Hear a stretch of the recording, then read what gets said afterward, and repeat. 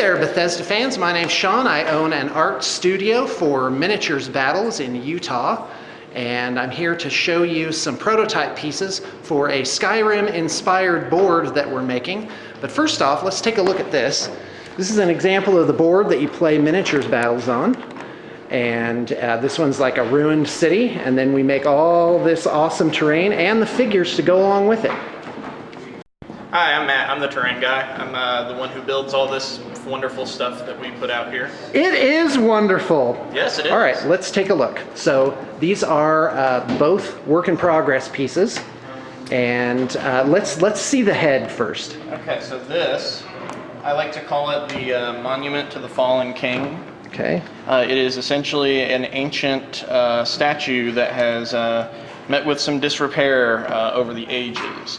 The local villagers don't really know who or when it was built, but it's been there for as long as like generation upon generation can remember. Right, so as awesome. you can see, there's also been some fresh snow fallen in recent days, and then which it is starting melts. to melt. And then it gets kind of this crustified quality. We know all about that in Utah. Mm-hmm. Right. Now, this project starts as what's called extruded insulation foam and what we call hard styro. Mm-hmm. So you've used different here, pull it up again. Mm-hmm. You've used different thicknesses here. So like this is probably about half an inch. Quarter inch. Quarter inch, okay. So, but it's all hot glued onto a hardboard like this, which is eighth inch. Yes, go ahead. This is how it starts off. Just then, a piece of hardboard, which we then we cut it and then we bevel the edges so they're nice and smooth. Right. So basically, what we've done, we've taken different types of flock because grass is in like different stages of growth. So it's not just all green. In fact, I'm going to grab an example of just green grass.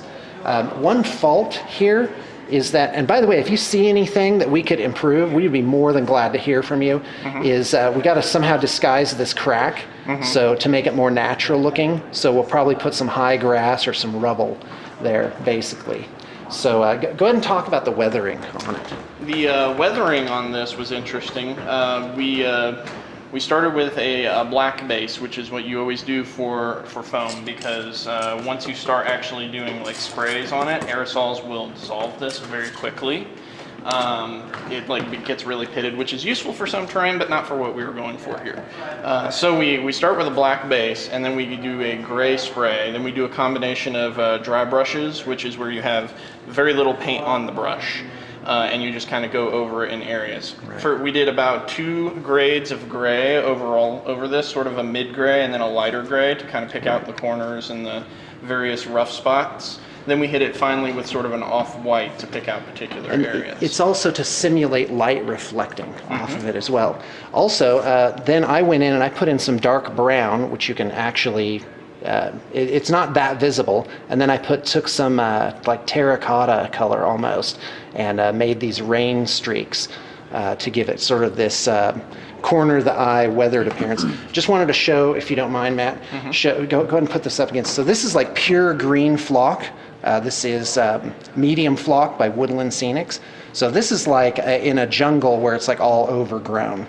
So but you don't always want to do just straight up green. I imagine this is kind of like in a springtime, like the winters are finally starting to go. And and that's what we're trying to capture.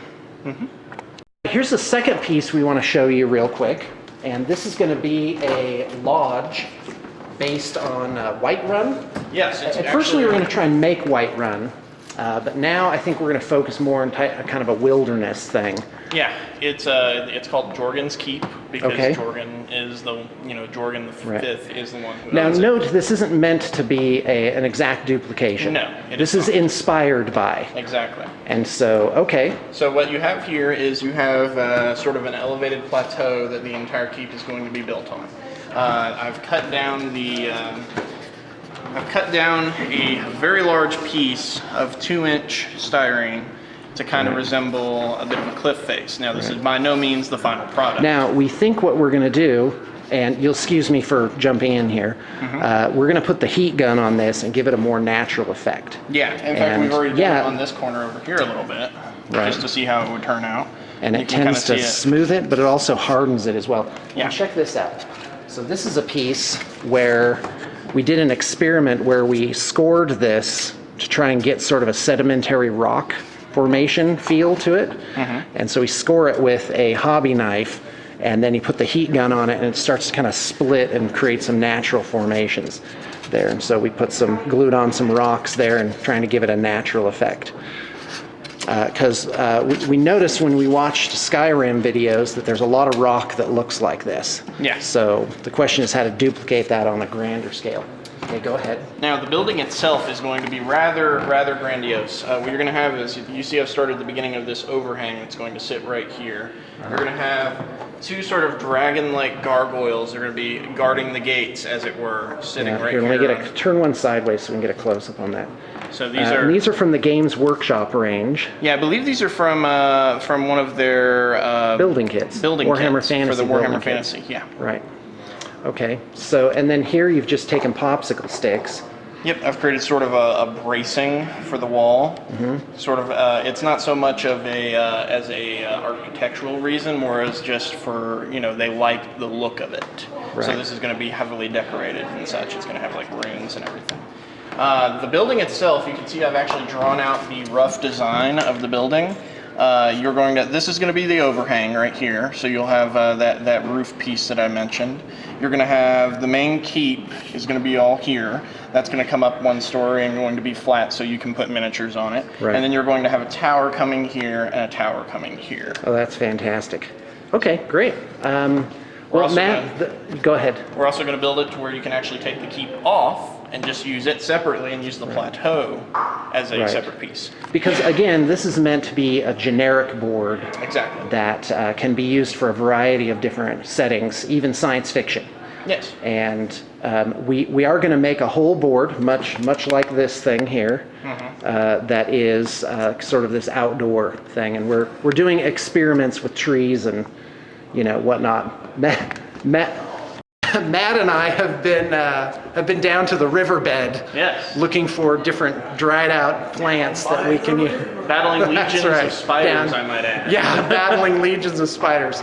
All right, here, Matt, come on in. Let's say goodbye. Hey, thanks for tuning in. It really is a delight, and we're having a good time and look forward to showing you a finished product. And again, we are more than happy to hear any feedback you may have. Now, one other thing, we do have a retreat. It's a wargaming retreat called Valhalla, and that is in August 26th through 31st coming up, and we have another one in October. And by all means, look up the further information on that. Hi, I'm Matt. I'm the terrain guy, the guy who builds all this stuff. Okay, once more with enthusiasm. Hold on. And a couple times a year, we run a wargaming retreat where we... Hey there, Bethesda fans. My name is Sean. Oh, that's no good either, the thing behind me. There we go.